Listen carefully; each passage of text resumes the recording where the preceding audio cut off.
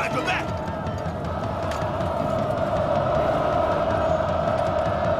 蒙古人要攻打要塞了，快挡住他们！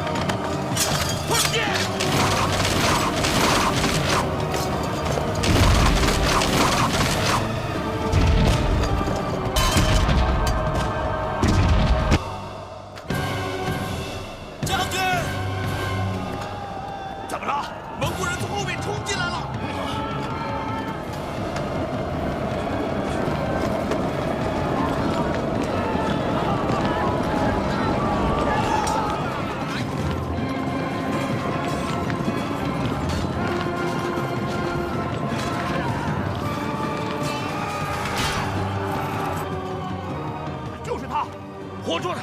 整了面，你从另一边上去，不要让他溜了。快走，走！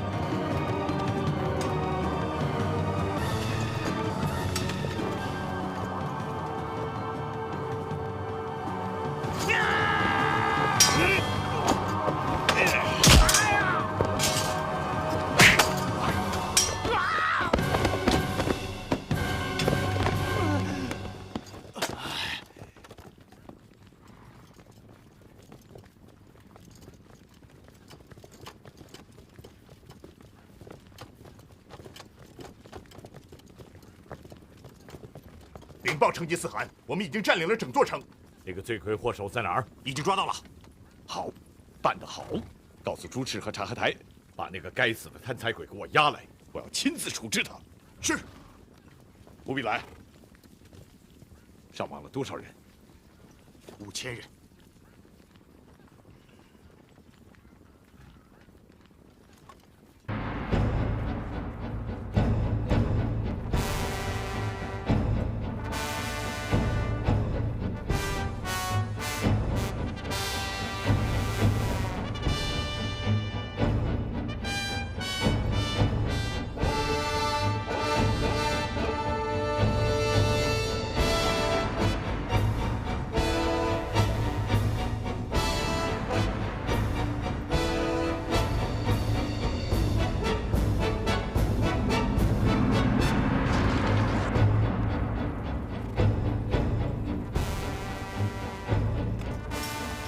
将成吉思汗的文书射入城内，让他们投降。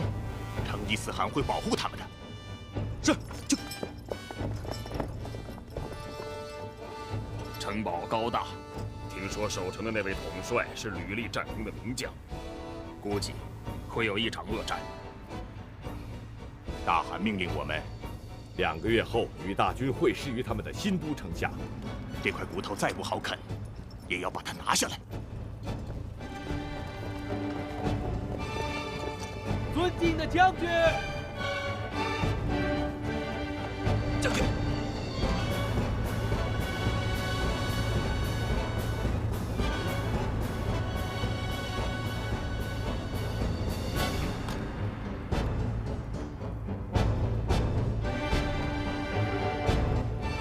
打！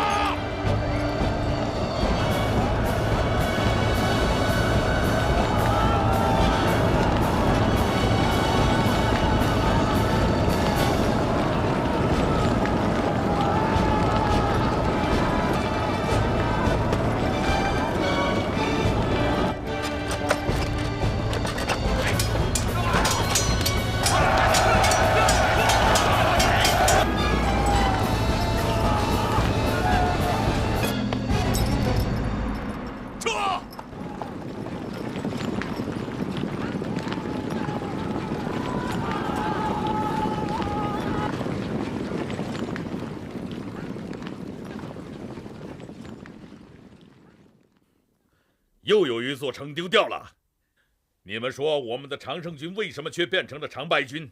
我们的城市都被人家各个击破了，这到底是怎么回事？我们分兵把关的战略是不对的，我们应该集中兵力与蒙古人决战。决战？如果决战失败了呢？谁敢保证决战不失败？父亲，别说了，现在我们要做的事，除了向上天祈祷之外，就是要修好自己的篱笆，不要让成吉思汗趁我们没有准备好的情况下打进我们的新都。好了，去看看防务工事怎么样吧。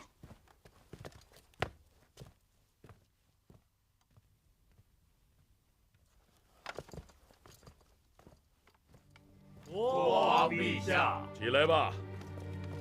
国王陛下，论幅员，这座新都是诸郡中最大的；论土地，它又是诸郡中最肥沃的，它是人间最美的天堂。有一首古诗说：若说人间有座乐园，那乐园便是我们的新都。若是把它与天堂相比，苦和甜能够彼此一般。可惜呀，这座乐园将变成战场了。但愿这人间的天堂不要化为地狱，我就能坦然地去见我的先人们了。不会的，国王陛下，城里兵多粮足，一定会战胜蒙古人的。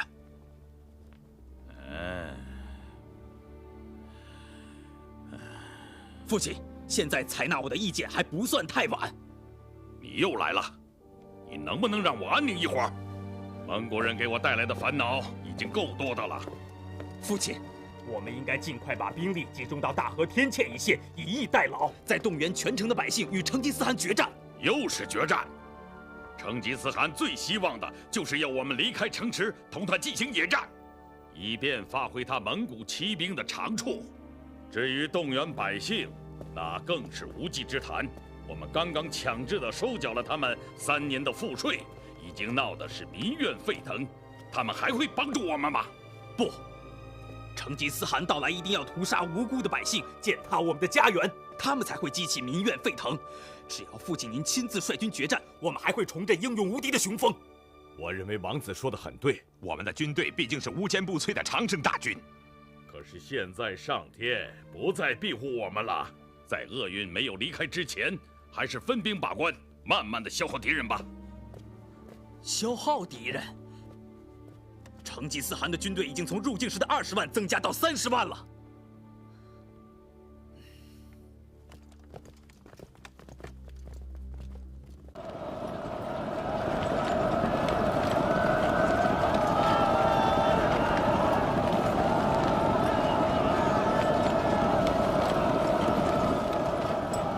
挑起战争的罪魁祸首已经完了，现在该轮到杀我使者，截击我讨伐西辽军队的那个国王了。听着，把前面这座城池给我牢牢地围起来，一只老鼠也不要放出去。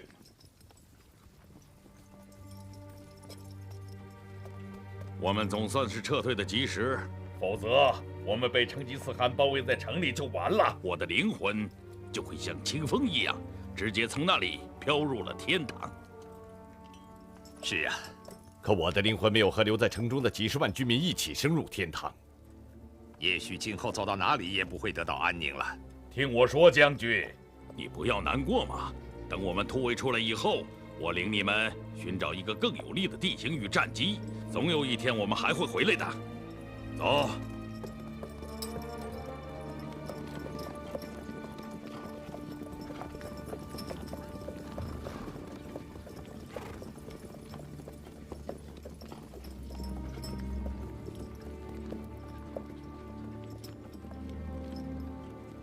请听我说，英勇无敌的将士们，是我的家族把你们拖入了战火，却又在死亡威胁你们的时候，我跑开了，逃走了。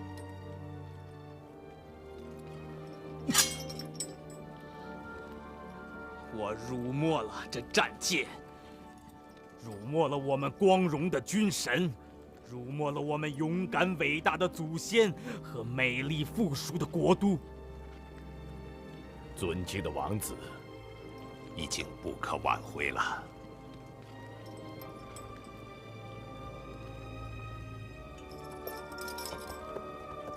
一个国王就这样在庆幸免于同他子臣一起赴难的心情下，抛弃了他的人民。而抛弃人民的君主，有哪一个不被历史所抛弃呢？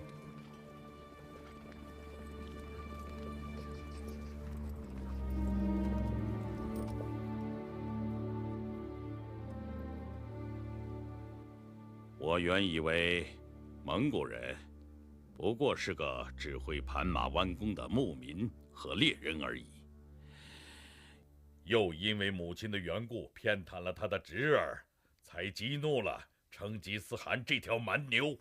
没想到因为我们的轻敌，给我们带来了海啸般的灾难。你们之中有身经百战的勇士，还有德高望重的元老和重臣，你们都有什么好的办法可以帮助我摆脱目前的困境？请把你们的智慧和思考都告诉我吧。河中地区已无法挽救了，尽管我们不愿意发生这样的情况，可它已成为事实了。我们下一步应当防守所处的这个地区，把各处的人马集中起来，征集更多的人入伍，共同据守大和天堑一线，不能让成吉思汗的战马再继续向前方推进了。打不赢怎么办？我们能逃出蒙古人的追击吗？我们不是没有打胜仗的力量，而是缺乏打胜仗的勇气，还缺少成吉思汗的神奇的战略和变化多端的战术。而我们这些将领，很难在彻底战败之前学会的。所以我说，不能在这里决战，要退。往哪儿退？往南。这里已经是南部。不，再往南，离开这条给我们带来许多不幸的河流，离开蒙古人远远的。你的见解不错，进可以攻，退可以守，有道理。南部邻邦邀请国王陛下到他们那里去，他可以召集军队保护国王。哎，这倒是一条退路。我们到底有没有进攻的路？我们伟大的英勇无敌的常胜军已经变成成败军了吗？我说我的儿子，你不要在这里逞匹夫之勇。不，我认为将军刚才说的对，我们正是缺少战胜敌人的勇气。如果父亲要退，就请把军队交给我，让我和成吉思汗决一死战。国王陛下，我们向城中的百姓们收了后3年的赋税，不是为了危险来临的时候丢下他们，自己跑得更快，而是应该保护他们。这样我们才不会失去造物主的恩宠和百姓们的拥戴呀，父亲。王子殿下真的是在忧国忧民吗？你说这话是什么意思？很简单，他一旦兵权在手，就可以拥兵自重，废掉王储，也许还会取而代之，一跃成为新的国王。我要割下你只会攻击和散布流言的舌头！都给我住手！放下武器！国王陛下，国王陛下，蒙古人来了！啊，走，快走！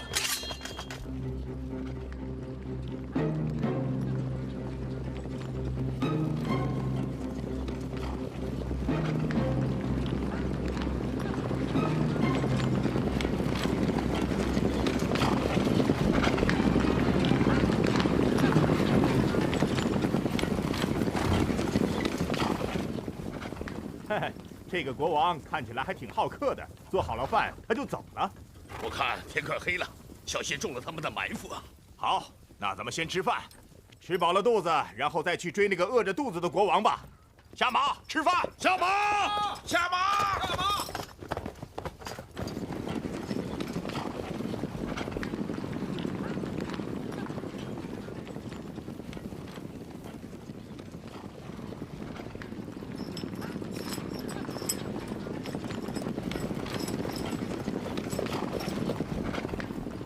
国相，你说我们现在去哪儿？国王陛下，趁着黑夜的掩护，我们向南撤，撤得越远越好啊！只好如此了。但愿明天太阳升起的时候，我能听到一个好消息。走，走！由于国王可耻的逃遁，成吉思汗只用8天的时间就攻克了他们的新都。都给我滚出去！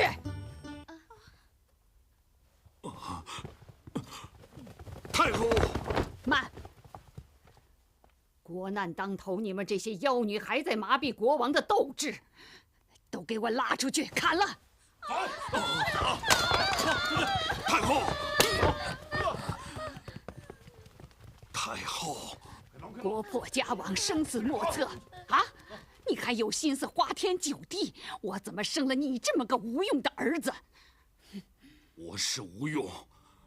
对，你说的对，我是花天酒地了。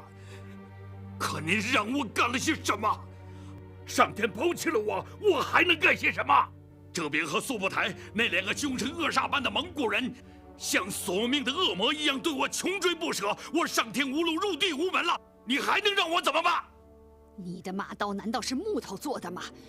你为什么不去抵抗？抵抗，我抵抗过，可我的军队遇到蒙古人便一触即溃。上天啊！自从我被迫逃离王宫的这些日子，我几乎每天都在逃命，到每一个地方，没超过3天，这边速不台就追来了。我的国相们呢？我的皇亲诸汗呢？他们差点要了我的命啊！什么？你强加给我的那些国相和皇亲诸汗们，他们不帮助我打退蒙古人，反倒设计谋害我。今天我侥幸不死，可谁知道哪一天会死的？怎么会是这样？不会这样吧？就是这样，已经这样了，我们已经完了，就要从这个世界上消失了。太后，你就和我一起痛痛快快地享受一下为数不多的最后时光吧。我英勇的将军，太后，我们这些妇人老小离开了宫殿，逃到了这里，是为了躲避成吉思汗的攻击，可不是为了做哲别速不台的刀下之鬼。国王陛下已有了安排。我不管，我不要听这个无能的儿子有什么安排，我现在要你的主意。与这里相距不远的山里有座古城堡，那里易守难攻，我已经准备了一支军队，护送并负责保卫太后和王后、王子们的安全。可国王陛下，别管他，我都懒得多看他一眼，马上送我回去。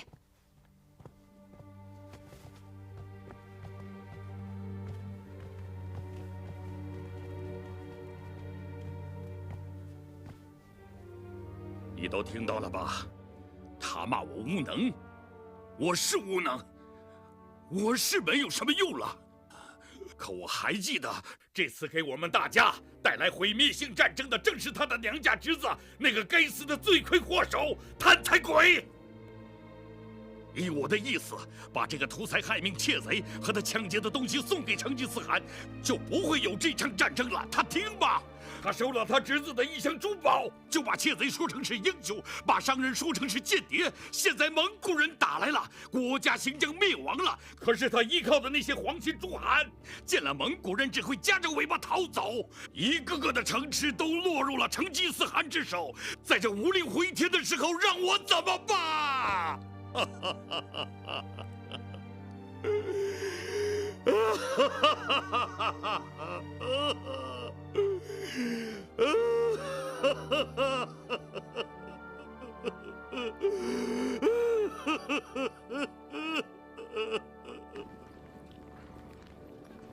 正当这位国王束手无策、坐以待毙的时候，成吉思汗的2员大将哲别和速不台的2万大军正向他逼近。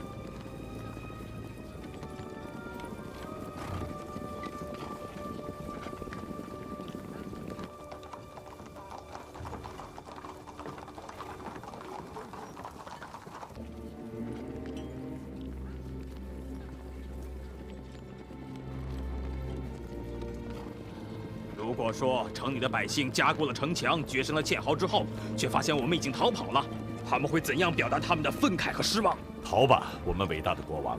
还有没被蒙古人占领的地方可逃呢？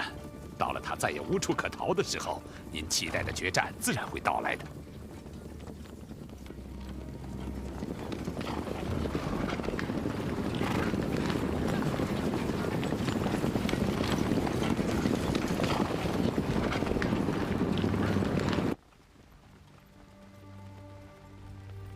已经无心恋战的国王，同蒙古军一经遭遇，便溃不成军，狼狈地逃到了海边一个非常荒凉的岛屿上。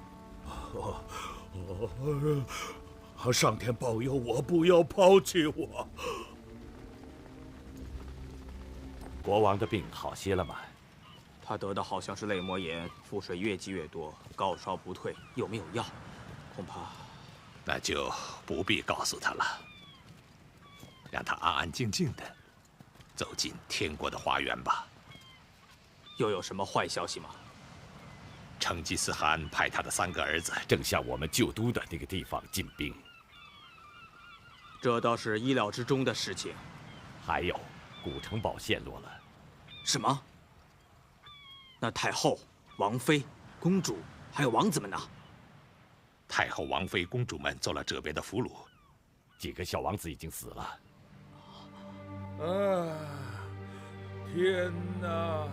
父亲，父亲，父亲，父亲！他一定是听了刚才不幸的消息，过分的伤心。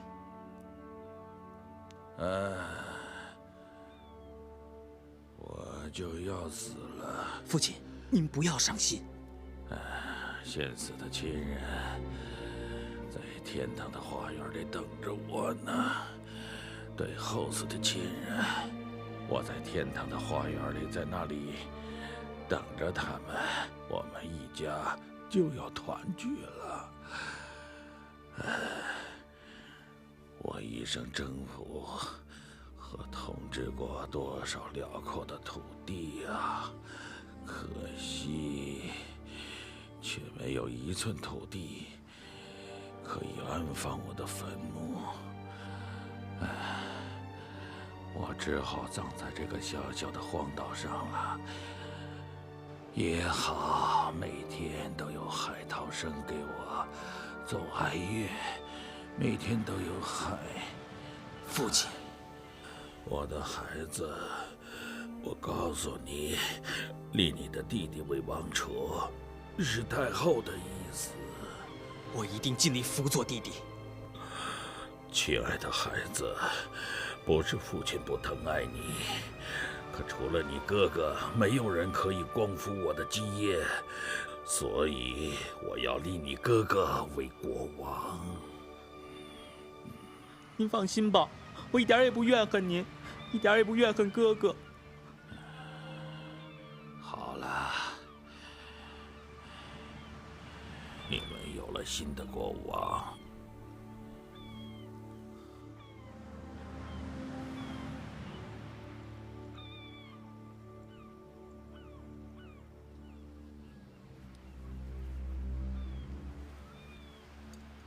就这样，国王结束了他既有光荣又有耻辱的一生。没有国王的仪仗，没有哀乐，甚至没有哭声，因为他们怕惊动了追击他们的蒙古人。最悲惨的，连国王自己也不会想到，他连个葬礼都没有，只有黄沙盖脸。不过，他总算不再终日担心蒙古马的追击了。他静静地躺在了后来竟被海水吞没了的这个小岛之上。他的后代们，无论是赞美和诅咒，都找不到他埋葬过的地方。走吧，我们要在成吉思汗的3个儿子还没有到达我们的旧都之前赶到那里。驻守那里的10万兵马和100万民众，是我们战胜蒙古人、光复我们社稷的希望。哥哥，哥哥，什么事啊？禀告国王，你的弟弟刚才报告说，国舅和皇亲诸汗们正在调集人马要来杀你。啊！弟弟，这是真的吗？他们说富汗立你为国王不合法，所以要杀了你，立我为国王。可是父亲说过，除了你，没有人能光复救国。好弟弟，我的好弟弟。国王，城里兵马全是国舅的人，他们要在鸡鸣时动手，我们只有马上动身离开这里了。走。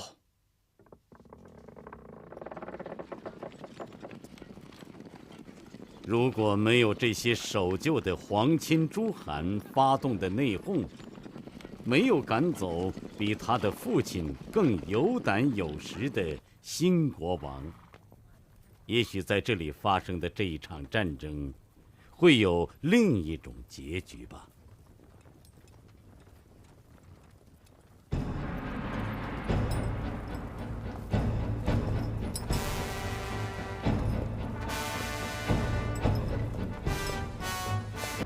成吉思汗在进军受阻的同时，已经聚集起10几万人马。渴望雪耻的国王终于举起了复仇的战舰。他的对手是师吉忽图忽率领的3万兵马。哎呀，他们怎么那么多人呀？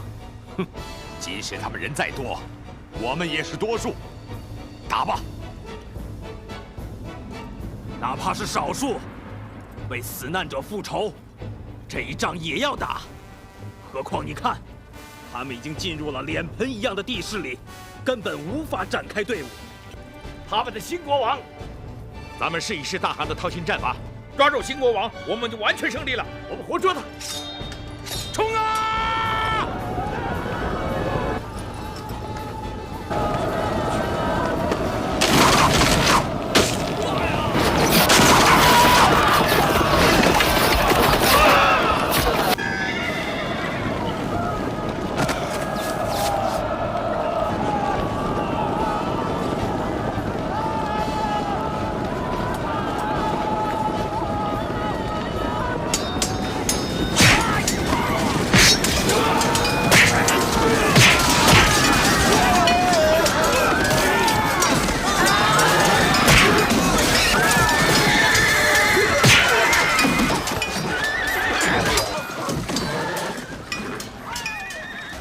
在这场力量悬殊的大战中，蒙古军的3万兵马几乎全军覆没。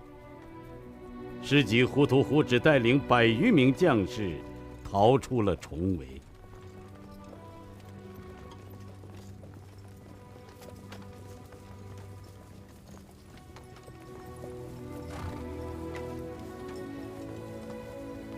我给你的3万人都死了。大汗，你杀了我吧！是我指挥的无能，才让敌人把我打败。我有父母亲可额伦的养育之恩，你杀了我吧！不，师吉忽图忽，你是母亲的养子，没有母亲的话，我是不能杀了你的。母亲。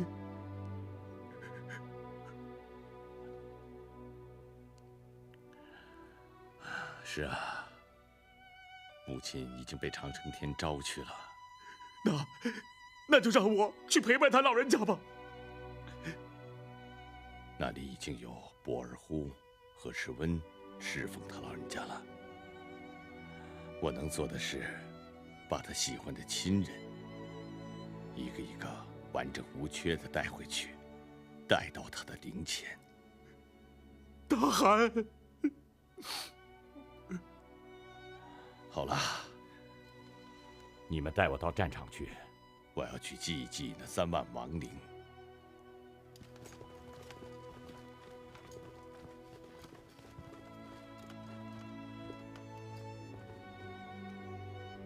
师吉忽图忽，你知道为什么失败了吗？你先来看看这里的地形。你的失败是没有很好的选择地形啊。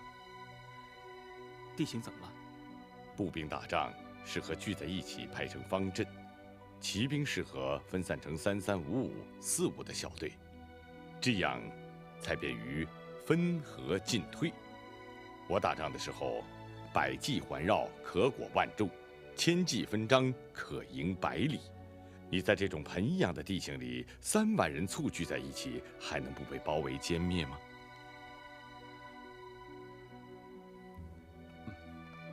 看来，大汗的本事，我一辈子也学不到手了。那你就去当好你的执法官，以后不要再领兵打仗了。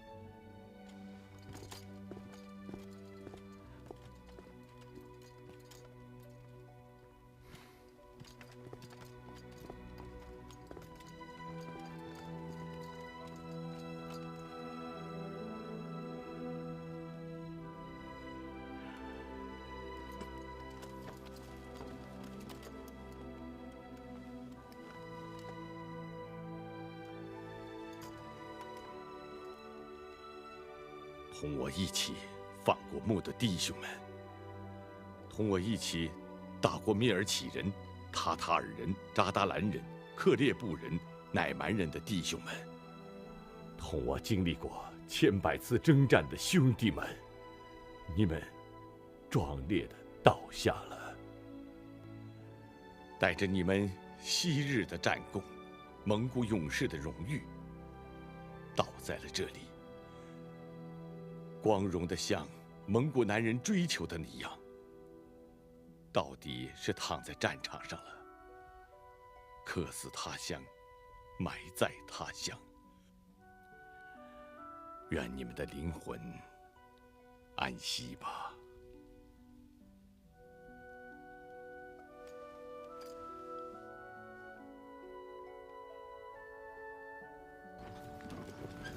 窝阔台王爷，多带钱货，这些尸体拉到哪儿去啊？前面有个沙窝子，准备埋在那儿。怎么掩埋的这么草率？为什么不挖个坑？回三王爷的话，这几天攻城的人死的太多了，如果挖了坑再埋，尸体怕臭了。这位温叔叔啊，你去一趟富汗新营，如实将这里发生的事禀告给富汗吧。好的。我的3个儿子真能干，7个月打不下一座孤城。他们是马奶酒喝不够，还是手扒羊肉吃不够？其实，我军曾2次攻进城中，甚至还抢占过河上大桥要地。可是我们遇到的敌人十分凶猛，他们同心协力，拼死抵抗，誓不相让。既然敌人可以同心协力，我们就不能万众一心，志在必得吗？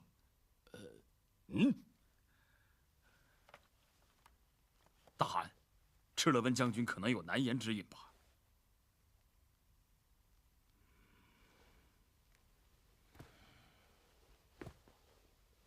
赤老温，你父亲，还有何达安，都是我的救命恩人。说吧，那里究竟发生了什么事？大汗，朱赤和察合台兄弟不和，他们各持己见，各行其事，往往是相互掣肘，部下也是无所适从啊。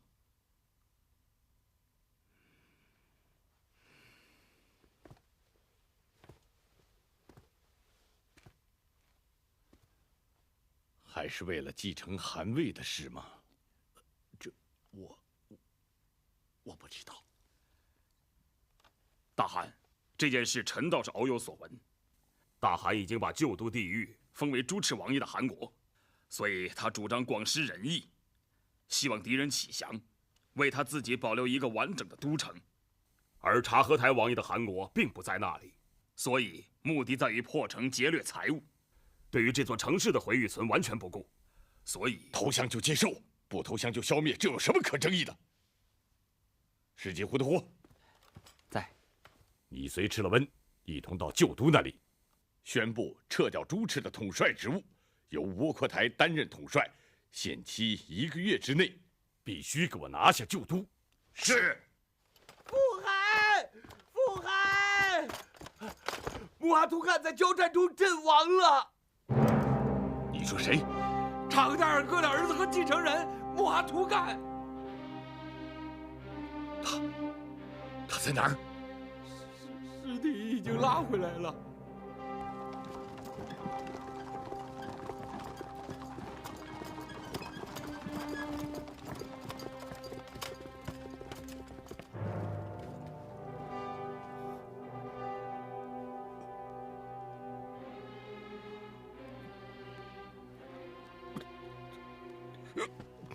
傅寒，把他送到我那里去，不要让风吹着他，不要让阳光晒着他。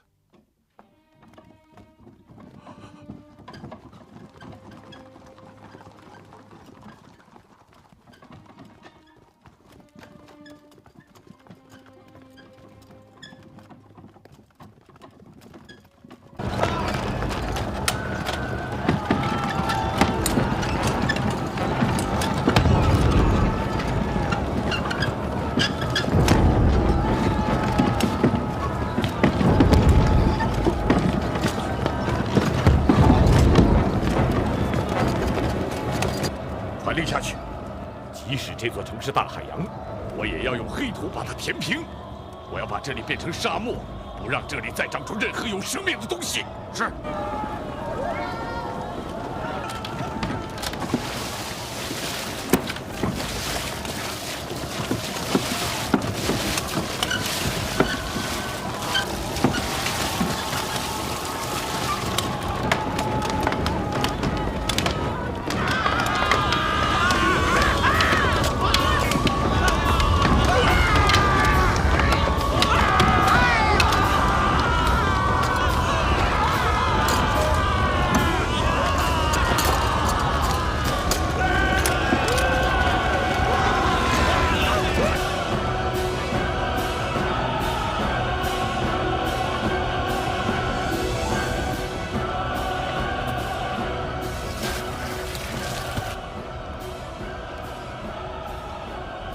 攻夺，弩机换火箭，对着油锅射。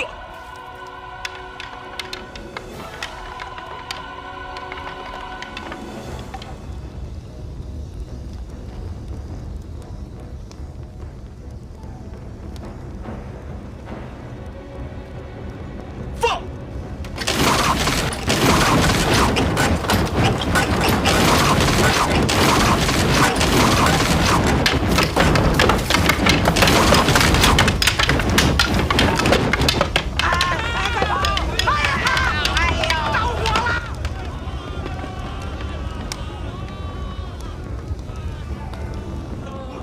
烧城门！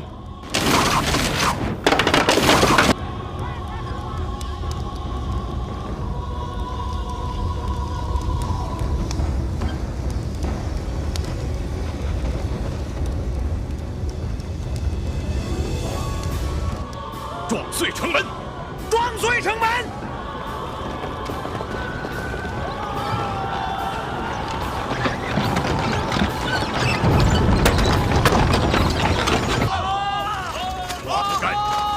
被你爆出来了！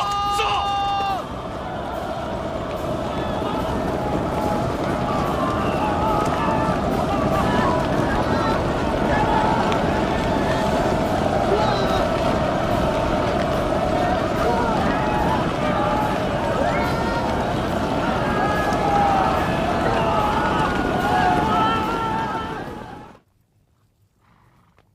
主持，这一别，不知何年何月再见了。从这里到蒙古草原，最快也要走上半年。母亲的老人家年纪大了，我无法在她身边尽孝了。我们马上要和大汗会合了，你想带几句话吗？我能说什么呢？我是太令他老人家失望了。我是个不成才的儿子。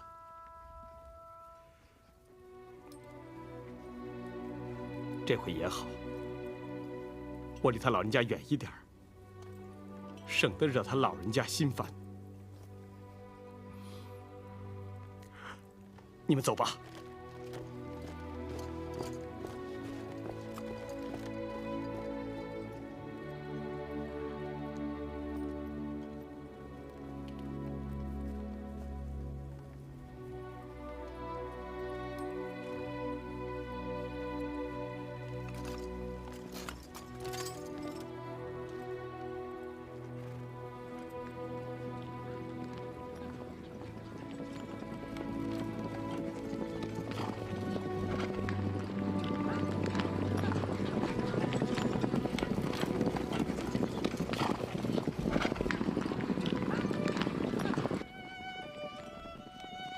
成吉思汗任命窝阔台为前线统帅1个月后，蒙古大军如期攻克了敌人的旧都。按照成吉思汗的旨意，他的长子朱赤留在了这里，永远留在这远离故乡的城市。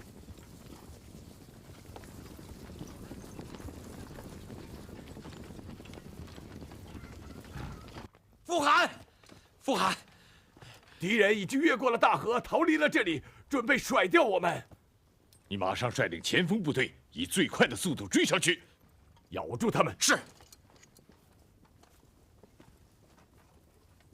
怎么？为什么还不赶快走？二哥他们已经从前方胜利的回来了，就在帐外等候。快让他们来见我。那木阿图干的事呢？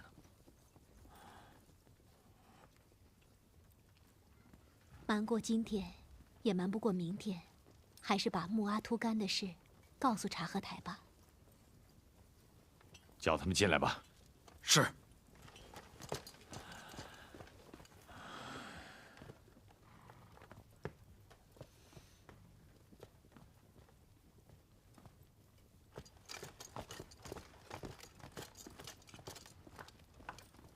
父汗，儿臣凯旋回来了。什么？你们凯旋归来了？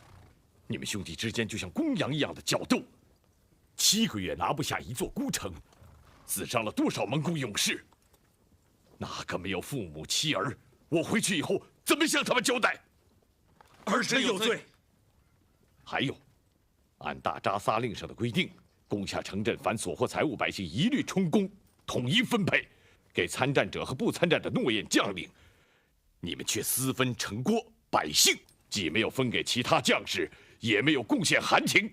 你们忘记了阿拉坦和呼查尔的教训了。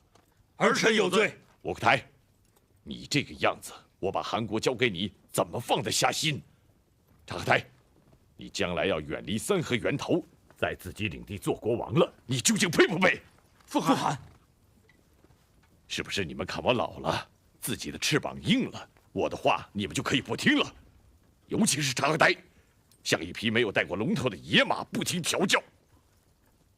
儿臣不敢，儿臣就是长到80岁，也不敢不听父汗的教诲。真的吗？真的。那好，我告诉你一个坏消息，你可不许哭。嗯。是，不哭。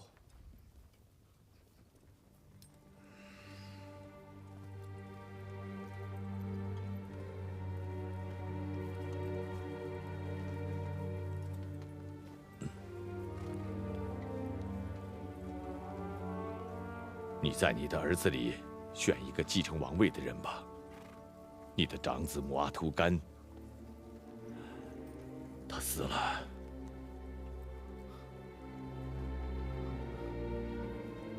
我的儿子，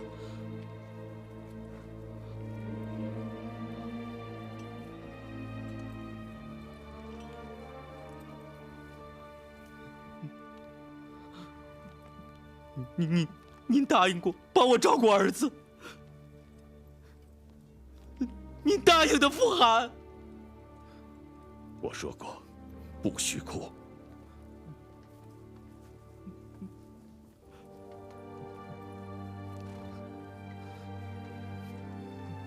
马上准备随我出征，为我孙子报仇。去吧。是，父汗。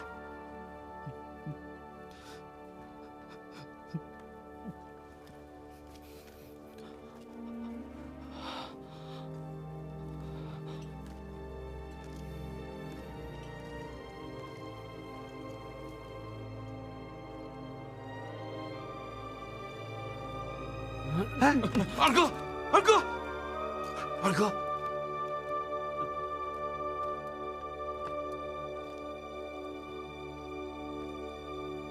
木阿图干，木阿图干！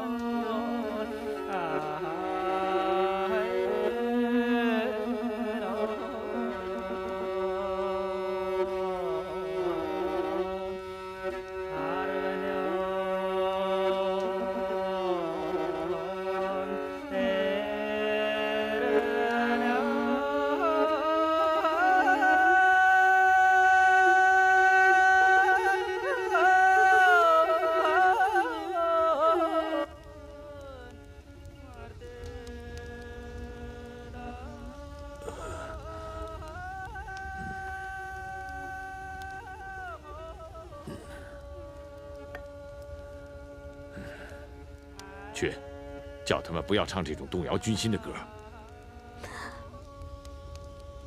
士兵们离家已经3年多了，有点思乡之情也不足为怪。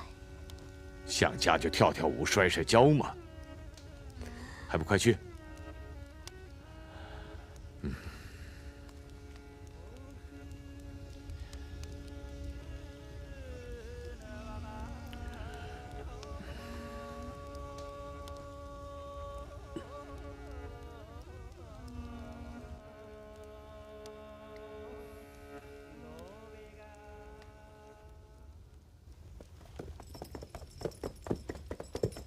什么人？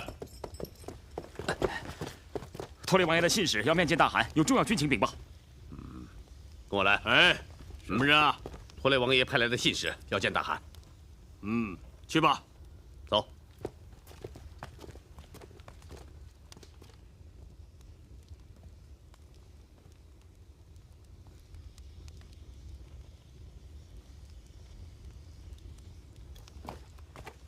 大汗，托雷王爷已经查明，我们的敌人已经把全部物资装到船上，准备明天全军顺河逃离这里。传我的命令，熄灭火把，连夜出发，就是把战马跑死，也要把他们堵住。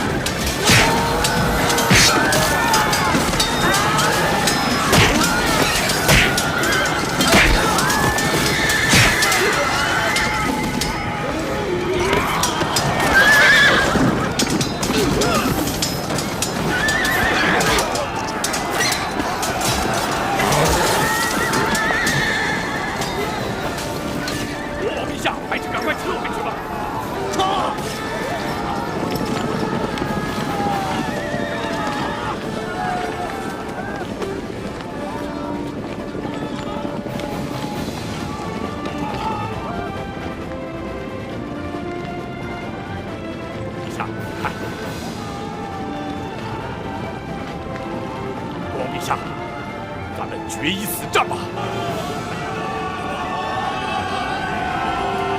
英勇无敌的士兵们，让他们领略一下我们手中的马刀吧！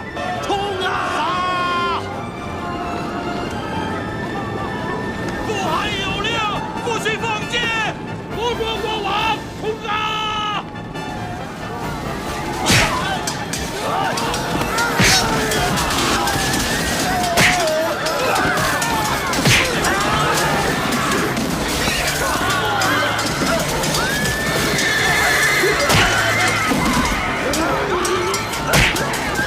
杀呀！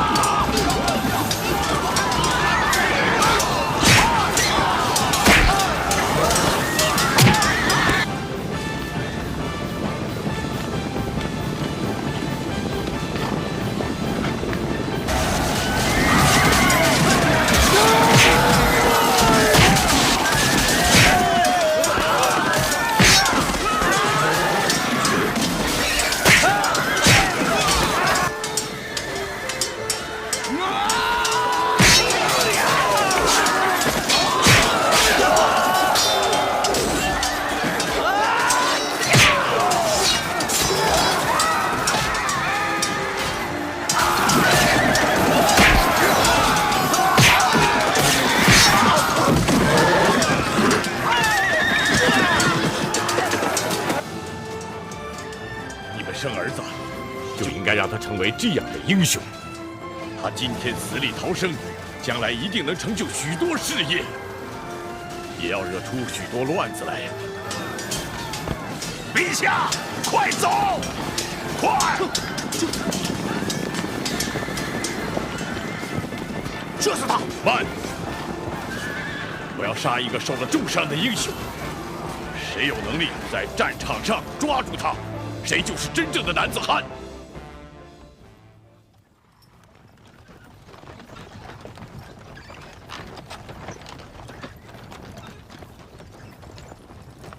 先生，这几个人死于什么病？请察克代王爷进一步说话。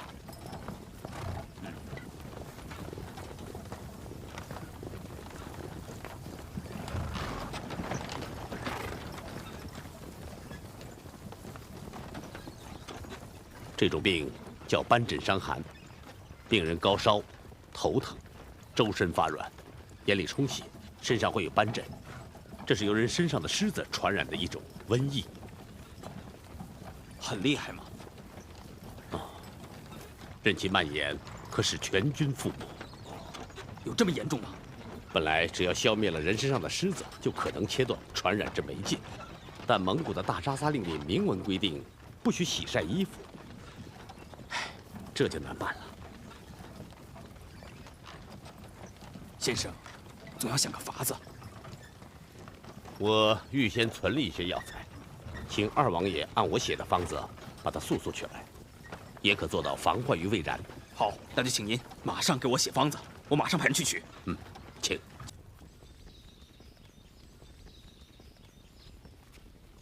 真人，成吉思汗仗义之师，理应吊民伐罪才是。可是战端一开，仇恨愈深，铁骑过后，玉石俱焚呐。只是苦了背井离乡的蒙古士兵和这一方无辜的百姓。这正是耶律楚材极力举荐真人西行的原因之所在。那就烦请阿海公带我去前线，向鸡犬大汗回师如何？阿海冤枉。到了这个时候，他还想继续远征，我真怕他的身体受不了这种奔波劳碌。这有什么办法？他日夜思念的长春真人已经赶到这里了，他都不肯班师啊。得想个办法。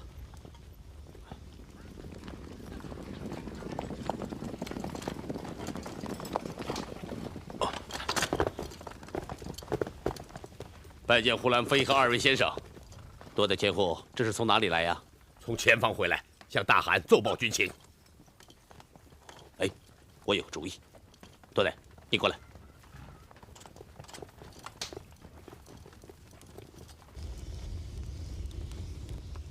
我们没有找到他的下落。大汗，那地方热得像烧牛粪的炉灶，士兵们热死了10几个，所以多布黑申诺言派我回来请示大汗。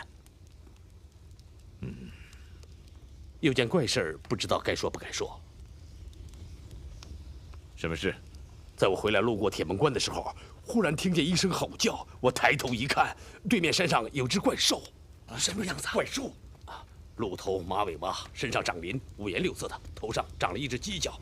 我这辈子怕过啥，就带人包抄了上去，想抓回来给大汗瞧个新鲜。抓到没有？嘿，别提了，我正要举刀砍他的后腿，忽然那怪兽2条后腿着地站了起来，像人似的那么站着，站起来足足有1尺高。后来怎么了？一下就不见了。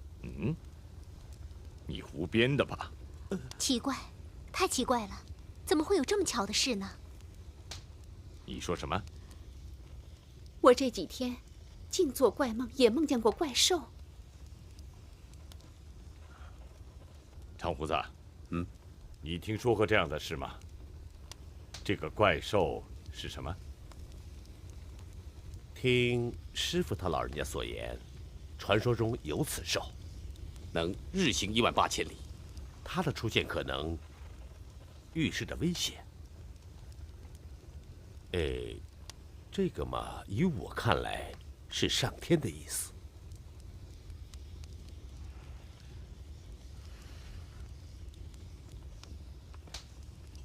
帝王乃天之骄子，为了使其福寿绵长，苍天按蒙古人的说法，即长生天，常以异象示警。尤其大汗是手握凝血而生，自然与长生天息息相通。怪兽的出现是上天派他来告诫大汗的。那长生天要告诫什么？让大汗尽早班师。最近不少将士得了斑疹伤寒，是不是也是长生天的告诫呢？极有可能。那依你之见呢？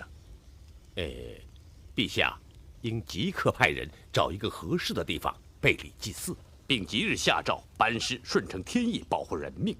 陛下方可享无疆之福啊！这话有什么凭证？韩兄，你不必相信。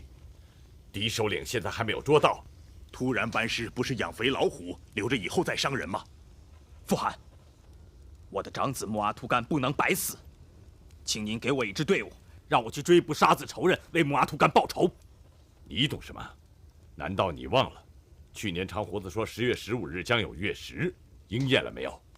前年在天山6月下雪，长胡子说是克敌之象，应验了没有？大汗，谁也不要再说了。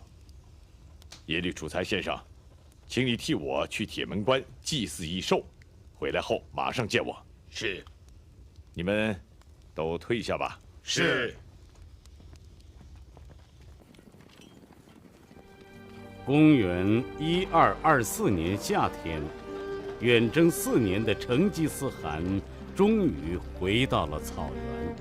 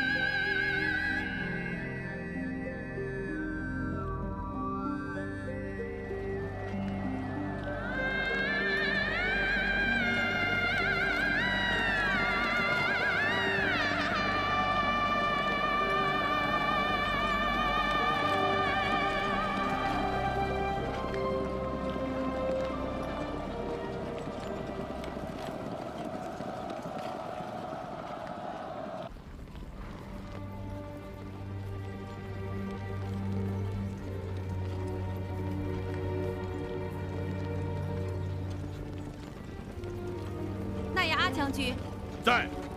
大汗有令，请你让中军立即扎营。是。停止前进！停止前进！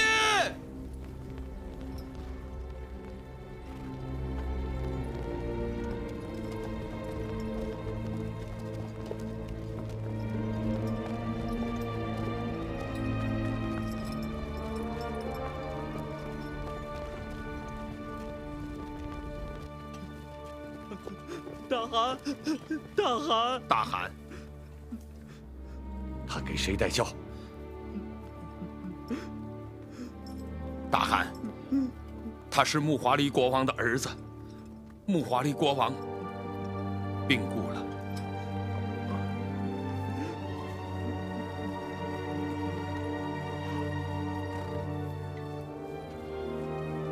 大汗，敌未灭，大将先死，长生天不再保佑我了吗？告诉我，你父亲年富力强，比我要小得多，他怎么会死？怎么会死了呢？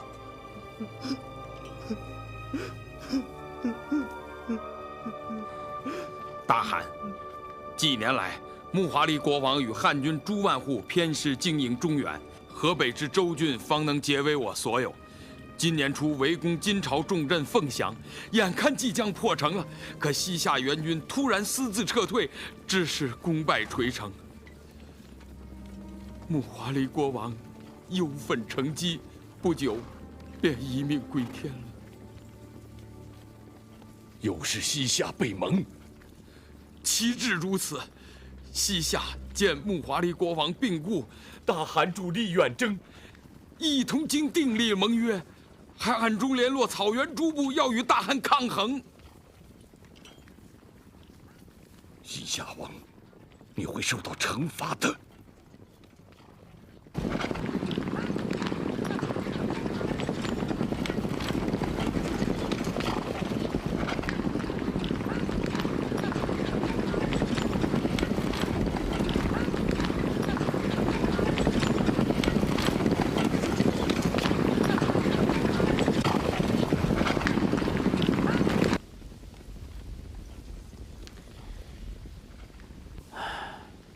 大汗，现在是谁的话也听不进去了。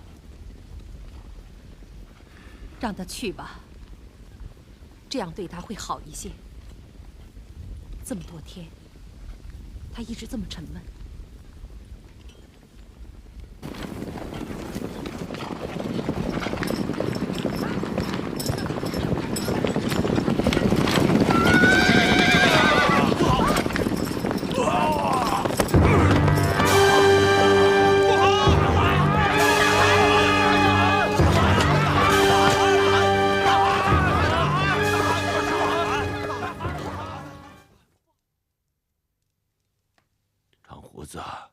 说实话，我要紧吗？只要安心静养，大汗一定会复原如初的。又是安心，又是静养。大汗，明天我们办事回草原吧。不，叶遂，你不要劝我了。那好，就按大汗定的规矩，明天召集库里台，由诸王诺言们共同议定，好吗？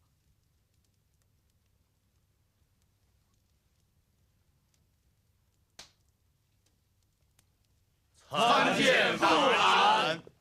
都坐下吧。大汗昨天围猎摔伤，夜里高烧不退，我军禁止去留，请大家共同商议吧。韩兄，我主张先退兵。西夏百姓住在有城有房屋的地方，他们不能把背负不动的营地像牧场一样移走。等韩兄身体康复之后，再来收拾他们嘛。我赞同二叔父的主张，傅汗的身体至关重要。大汗已经63岁了，常年征战，受了不少战争风霜之苦，该过几年安稳日子了。大汗不就是个西夏吗？根本不必劳您亲征。您回草原养伤，我们有套匹马的功夫，就把西夏王给您抓回到草原。大汗，大家都劝你回师呢。不。自从44年前我征讨蔑尔契人以来，大小数十战，我从来没有无功而返过。西夏王本来就说我们气力不足，如果我中途退了兵，他们更要耻笑我胆怯了。大汗，大丈夫不争一时之长短吗？傅汗，大汗，大汗，大汗，傅汗，大汗，大汗，大汗。好，坐下吧。不过，即使撤兵，也不能长了西夏的威风。我要就地扎营，派使臣去西夏，要他们投降。西夏王并没有如成吉思汗希望的举手投降，而是对他派去的使臣说：“与心如虎狼的蒙古人无何可言。”于是，历时1年半的战争终于开始了。